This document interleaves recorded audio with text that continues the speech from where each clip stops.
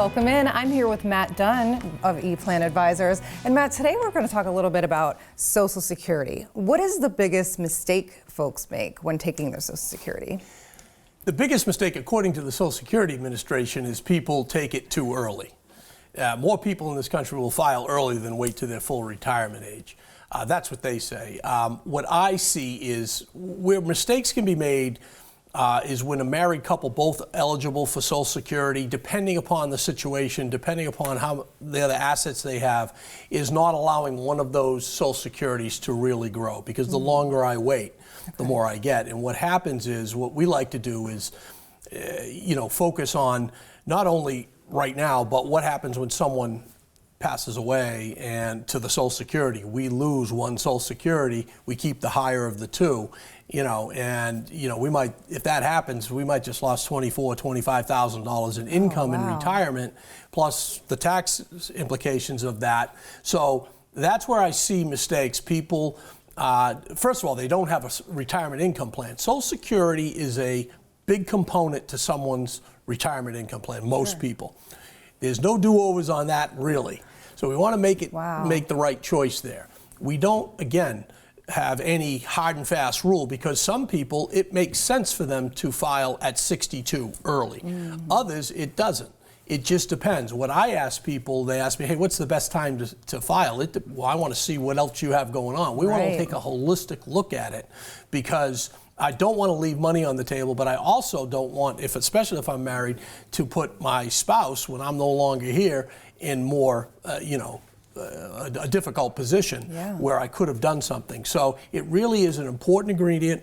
We again like to use the Social Security Maximizer, use our planning software to give different options to make sure we're making an informed choice on Social Security. Yeah, so you said there's no do-overs. So once you take it, you take it. So very important to sit down and really discuss this first. That's true. But really what it is, if you file early, you can, after 1 year, change your mind. Okay. But you have to pay back everything you've taken. I've only seen 2 people do it in 15 years, and it was a special situation. So a lot of times, we just want to do some planning. That's a key ingredient. Let's make sure we're making the right choice. And how is that Social Security choice coordinating with whatever else I have? 401k, IRA, rental, whatever it is, let's put that into our system. We call it ePlan Advisors, and we can give people a success score. Hey, how successful are you going to be based on the person's individual situation for the next 30 years. So someone comes in and you can really map it out and show them exactly what their plan is going to look like. Very, very easy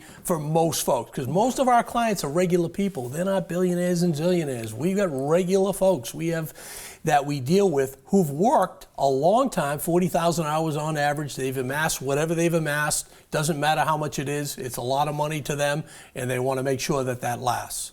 And so how does that work with my Social Security?